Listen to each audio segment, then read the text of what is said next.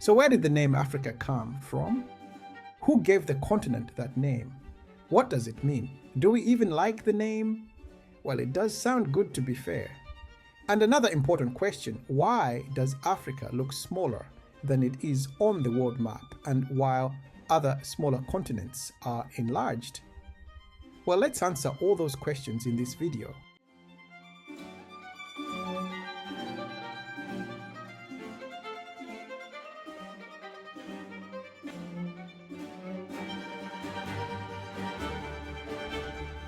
The word Africa is one of the most powerful and recognizable names on earth.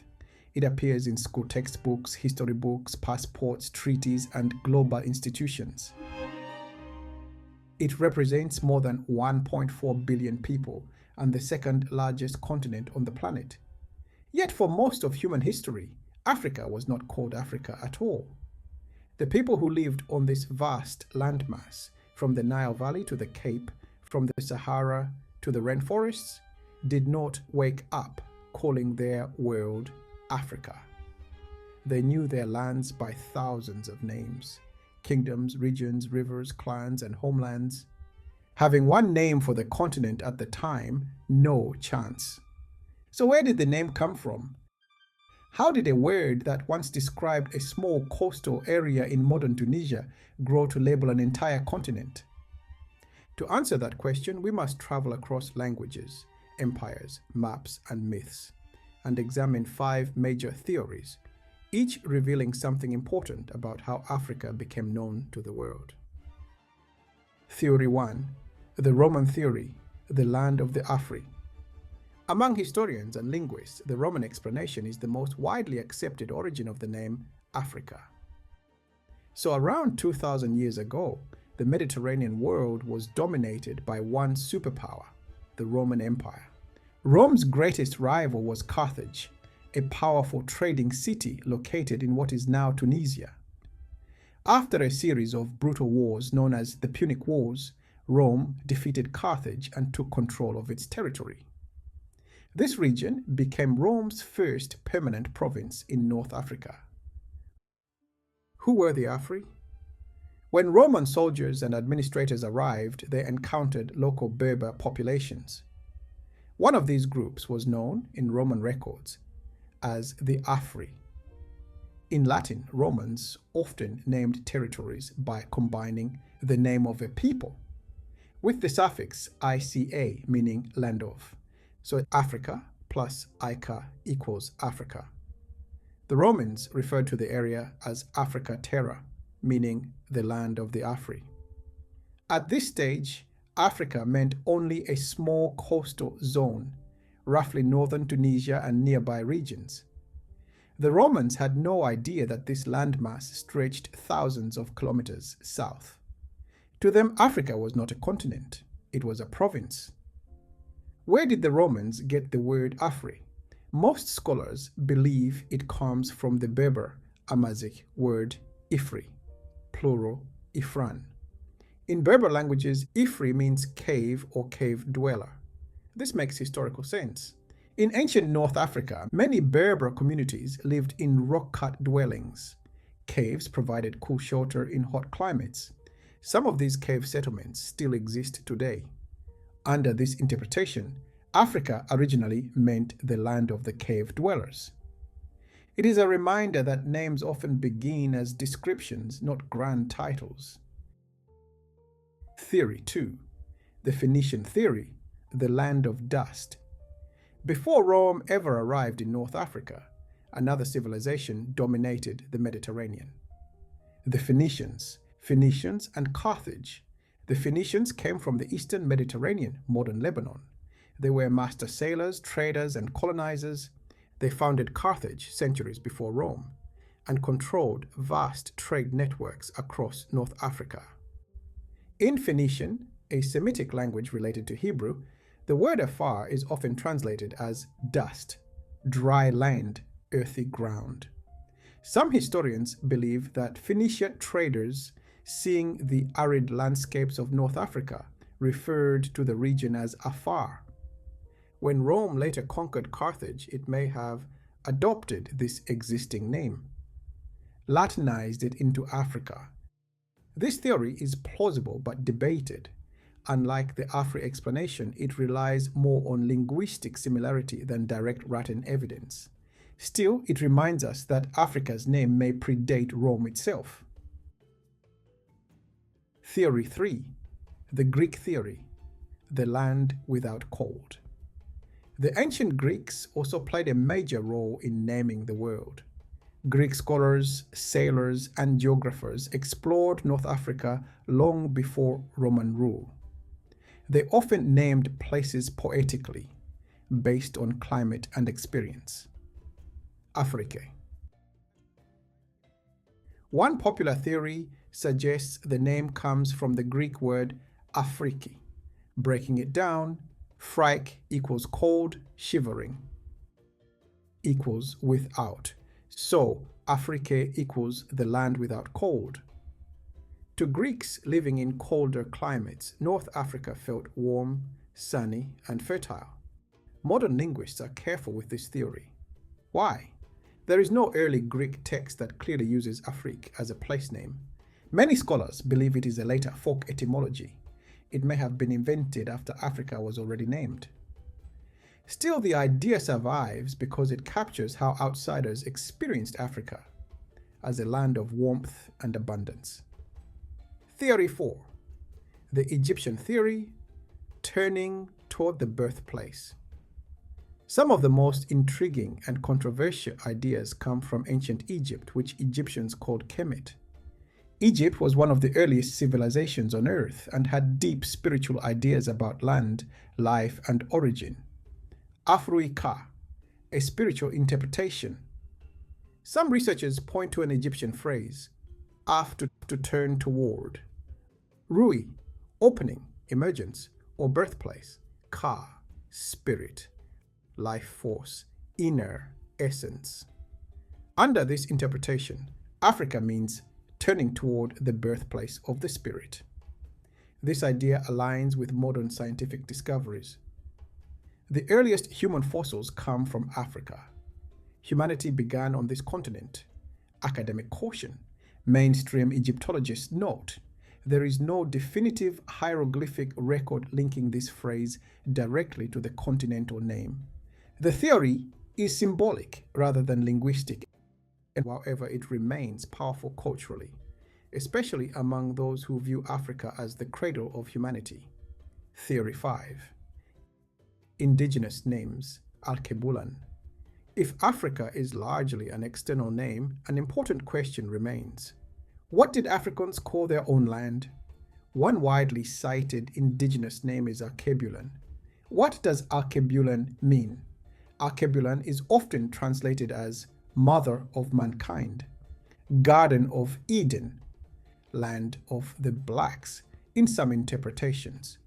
The name appears in oral traditions, some medieval Arabic writings, Pan-African scholarship. It is associated with the Moors, Nubians, ancient Saharan cultures. Pan-Africanists love this name for obvious reasons. It is indigenous and best reflects the continent. Modern historians debate how widespread the term truly was, whether it referred to the entire continent or specific regions. Still, Alkebulan has gained importance in modern times as a symbol of African self-definition, a rejection of colonial naming. For many, the value of Alkebulan lies not in academic certainty, but in cultural reclamation. Even if Africa once meant only Tunisia, how did it expand to name an entire continent? The answer lies in maps. After the fall of Rome, North Africa came under Islamic rule. Arab scholars preserved Roman knowledge and referred to the region as Ifriqiya, derived from Africa. At this point, Ifriqiya still referred mainly to North Africa, not the whole continent. In the 15th and 16th centuries, European explorers, especially the Portuguese, began sailing around Africa's coast. They faced a problem: hundreds of kingdoms, thousands of local names, no single continental label, so they chose the simplest option. They took the old Roman name Africa and slowly stretched it, coast by coast, map by map. This process is sometimes called cartographic creep, a small name expanding through repeated map usage. By 1700, nearly every European map labeled the entire landmass Africa. And once maps agree, names become permanent. Africa's name is not the result of a single moment or culture. It is the product of Berber communities, Phoenician traders, Roman administrators, Greek thinkers, Arab scholars, European mapmakers. Each layer added meaning until a small provincial name became global. Understanding this history does not weaken Africa's identity. It strengthens it. Because names may be inherited, but meaning is always reclaimed. And Africa, whatever name it carries, remains the cradle of humanity, a continent of civilizations, a place far older than any word used to describe it. So talking of maps and Africa, why does Africa look so small on the maps we grew up with? The answer is not politics, it is not racism by design, and it is not a modern conspiracy. The answer lies in a 450-year-old mathematical compromise created for sailors in the age of wooden ships and magnetic compasses. This compromise is called the Mercator projection. And while it solved a serious problem in the 1500s, it created a powerful illusion that still shapes how the world sees Africa today. The core problem is a round Earth on a flat page. The Earth is not flat, it is a sphere. Maps are flat rectangles. This creates a problem that has no perfect solution. To understand this, imagine something very simple. Imagine you are holding an orange. Now imagine you try to peel that orange and lay the peel flat on a table without tearing it and without stretching it. It is impossible. You would have to rip the peel or stretch parts of it or distort its shape. Every flat map must lie in some way because a sphere cannot be flattened perfectly. So map makers must choose: do we preserve shape? Do we preserve distance? Do we preserve direction, or do we preserve area size? You can only choose some, never all. This is where history enters the story. In the year 1569, a Flemish cartographer named Gerardus Mercator created a revolutionary map. At that time, Europe was entering the age of exploration. Ships were crossing oceans. Sailors relied on compasses, stars, paper maps. Navigation was dangerous. Getting direction wrong could mean death. Mercator had one goal: help sailors travel in a straight direction without complex calculations. His solution was brilliant. On his map, a straight line on the map equals a straight compass direction on Earth. This made navigation much safer, but it came at a cost. The Mercator projection imagines the Earth placed inside a cylinder. The equator touches the cylinder. The poles stretch toward infinity. As you move away from the equator, land must be stretched more and more. Areas near the poles become enormously exaggerated. This distortion increases rapidly. At the equator, distortion is minimal. Near the poles, distortion becomes extreme. Mercator knew this. He accepted it because sailors did not care about land size. They cared about direction. The problem is that this navigation map later became a classroom map. So then why does Africa look smaller than it really is? Africa sits almost perfectly on the equator. Because of this, Africa remains close to its true size on the Mercator map. It is not stretched like northern landmasses. Meanwhile, Europe is far north. Canada is far north. Russia is far north. Greenland is extremely far north. These places get stretched massively. The result is a powerful illusion. Africa versus Greenland, the famous comparison. On most classroom maps, Africa and Greenland look similar in size. In reality, Africa is 14 times larger than Greenland. Africa has 54 countries, over 1.4 billion people, enormous natural resources, vast deserts, forests, rivers, and plains. Greenland has about 56,000 people, mostly ice. Yet the map tells a different story. Africa versus Europe. Another common illusion, Europe often looks as large as Africa.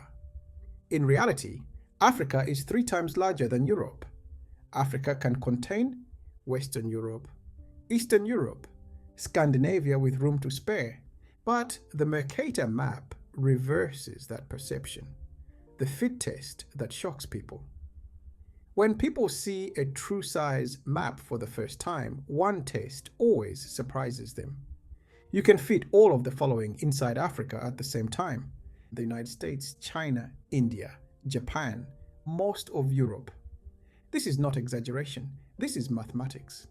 Africa covers about 30.37 million square kilometers.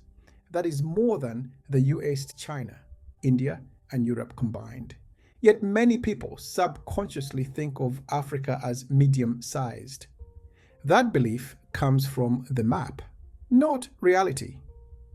Some people ask, so what? It's just a map. But maps do more than show geography. Maps shape how children see the world, what regions seem important, what regions seem marginal, who appears powerful, who appears small. Psychologists and educators have long argued that visual hierarchy creates mental hierarchy. When Africa is shown as smaller, it may appear less important, less central, less powerful, less relevant. This effect is subtle. But over generations, subtle messages become strong assumptions. Historically, most global maps were designed in Europe, used in European schools during colonial expansion. This does not mean Mercator was racist. He lived centuries before modern racial politics. But it does mean a European navigation tool became a global worldview without updating its purpose. The map designed for sailors became the map used to explain the world, and Africa paid the visual price. Because of this, many institutions now argue that the Mercator projection should no longer be the default educational map. Alternatives exist. The Gore-Peters projection preserves area instead of shape. This means countries appear tall and narrow. Shapes look unfamiliar, but sizes are accurate. On this map, Africa appears enormous. Europe appears much smaller. Greenland shrinks dramatically. Critics say it looks ugly. Supporters say it is honest. More recently, cartographers developed the Equal Earth projection. This map preserves area, maintains pleasing shapes, reduces extreme distortion. It is now used by the United Nations, environmental organizations, some modern textbooks. Many educators believe this projection strikes the best balance between accuracy and readability. When Africa is shown at its real size, something changes. The continent no longer feels on the edge of the world. It feels central, vast, important, connected, which it is.